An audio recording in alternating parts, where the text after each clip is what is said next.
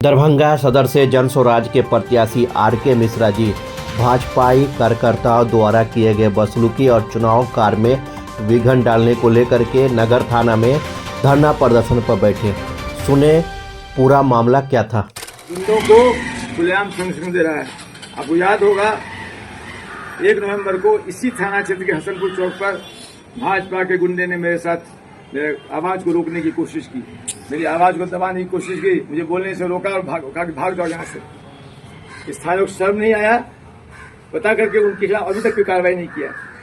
FIR कहाँ है? FIR तुम करोगे ना, पब्लिक प्लेस पे न्यूसेंस किया किसी ने तो इसका एफआईआर मैं करूंगा कि तुमको करना चाहिए, बेशरम थानेदार। और आज पुनः शिवाजी नगर में उसी बीजेपी गुंडों ने फिर से मेरे साथ बदतमीजी करने का प्रयास तब किया जब मैं बूथ से मोटरसाइकिल पे आ रहा था और एक पोस्टर देखा लगा हुआ जो नाजायज पोस्टर था, आचार संहिता उल्लंघन का पोस्टर था। मैंने उसका फोटो लिया, हमारे लोगों ने फोटो लिया, तो उसने आके हमारे उस ड्राइवर को फोटो लिया था, मेरा मुझसे चलाना ड्राइवर, उसको आके धमकाना मेरे सामने शुरू किया। मैं कुछ देर सुनता रहा, गाली देना शुरू किया, जमीन में गाड़ देंगे, समझते क्या हो। मैं सुनता रहा, भाई आप हैं कौन, क्यों धमका रहे हो, और तुम जानते हो तुम किससे बात कर रहे हो, तो तुम दबा के भाग बैठा। फिर दूसरा देखा एक सुशील कुमार लोगों को जमा करने लगा कि यहाँ पर तमाशा करे। मैंने एसपी को फोन किया, थाना को भेजो, यहाँ पर गुंडागर्दी हो रही है। तो नाराबाजी करने लगा मेरे खिलाफ, पुलिस आई, मैंने उसमें सुशील कुमार को जो नेता था उसको हाथ पकड़ लिया, बोला रुको, अब भाग क्या रहा, पुलिस को देख के भाग रहे हो। मैंने थानेदार को उस आदमी का हाथ दिया कि ये तुम्हारा मुजरिम है, ये धमका रहा था, उसको ले जाओ थाने, मैं एफआईआर करता हूँ, एफआईआर करो मेरा। थानेदार ने उसको भगा दिया और मुझे कहा कि थाने एफआईआर कराओ, थाने पर जाकर एफआईआर कीजिए। मुझे वो थानेदार ने एफआईआर कैसे किया था सिखाने लगा। फर्द बयान होता है, घटनास्थल पर पुलिस को पहुंचना मतलब फर्द बयान लेना था उसको, उसके वजह हमको थाना भेज रहा है। डीजी रैंक से रिटायर्ड व्यक्ति को यदि थानेदार एफआईआर करना सिखा रहा हो तो आम जनता को क्या करता होगा, भगवान मालिक है। डीजी विनय कुमार जी, देखो तुम्हारे डीजीशिप में क्या देख रहा हूं मैं, तुमको तो अच्छा अफसर मानता था बाबू, क्या कर रहे हो, तुम्हारी छड़ी कहाँ है, तुम्हारा डंडा कहाँ है, थानेदार को सस्पेंड क्यों नहीं करते हो, सिखलाओ कि आम जनता से कैसे व्यवहार किया जाए, प्राथमिकी कैसे दर्ज की जाए। और मैंने मांग किया इलेक्शन कमीशन के कि जो आदमी माननीय विधायक का पालतू वफादार सिपाही हो, जो उसके गुंडों को संरक्षण देके गुंडागर्दी करा रहा हो, बूथ लुटवा रहा हो, वोट लुटवा रहा हो, ऐसे व्यक्ति के रहते हुए यहाँ पर इस थाना क्षेत्र में निष्पक्ष मतदान की अपेक्षा नहीं की जा सकती।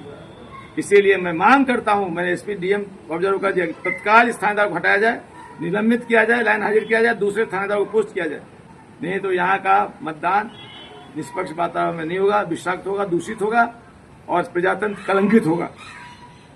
अभी दिल्ली भी इलेक्शन को लिख दिया हो। मैं इस तरह की गुंडागर्दी और संरक्षण और प्रशासनिक लापरवाही के खिलाफ नगर थाने पे अनिश्चितकालीन धरना पे हूं। जब तक चुनाव आयोग थानेदार को हटाकर निलंबित करके हमको सूचना नहीं करेगा तब तक मैं इसे जाने वाला नहीं हूं। मेरा डिमांड जगह जगह आ रहा है, लेकिन मैंने कह दिया एक सादे सब सदे, सब सादे सब जाए। इस थानेदार को छोड़ दूंगा तो दूसरे थानेदार बंद करेंगे, इसको कुचल दूंगा, सारे थानेदार सही ढंग से काम करना शुरू करेंगे। ये दुर्भाग्य है जब एक भाजपा और एनडीए का नेता आता है, पूरे सड़क को बैरिकेड करके जाम कर दिया जाता है।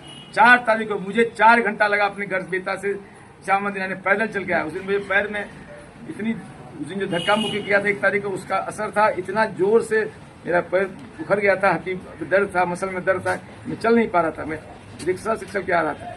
लेकिन इस तरह के मैं पैदल आना पड़ा, खुद मुझे वहां बताना पड़ा सिपाहियों को, तुम क्यों बैरिकेडिंग किए हो, अभी कौन आ रहा है, इतने लोग जाने दो, 1000 लोग पीछे लगे हुए मोटरसाइकिल लाइन में, जाने दो, क्या कर लेंगे ये, सबको कहेंगे कहाँ जाना है। हटाने नहीं किया तो मैंने कहा हटो तुम लोग, सबको हटाया, मैंने बैरिकेड हटा के कहा चलो सर। मैं आपके माध्यम से दरभंगा वासियों को ये वादा करता हूँ कि जहां भी जनता के सहूलियत को कम करने के लिए प्रशासन या पुलिस को ऐसी व्यवस्था लाएगी जो जायज नहीं है, आर.के. मिश्रा वहां खड़ा मिलेगा उसको ठीक करने के लिए। जहां भी पुलिस या जोर जबरदस्ती से किसी गरीब को तंग किया जाएगा, आर.के. मिश्रा वहां खड़ा रहेगा उसकी आपको आंसू पूछने के लिए। जहां भी अपराधी पुलिस और राजनीतिक गठजोड़ के कारण आम आदमी प्रताड़ित होगा, आर के मिश्रा वहां खड़ा होगा उनको रक्षा करने के लिए।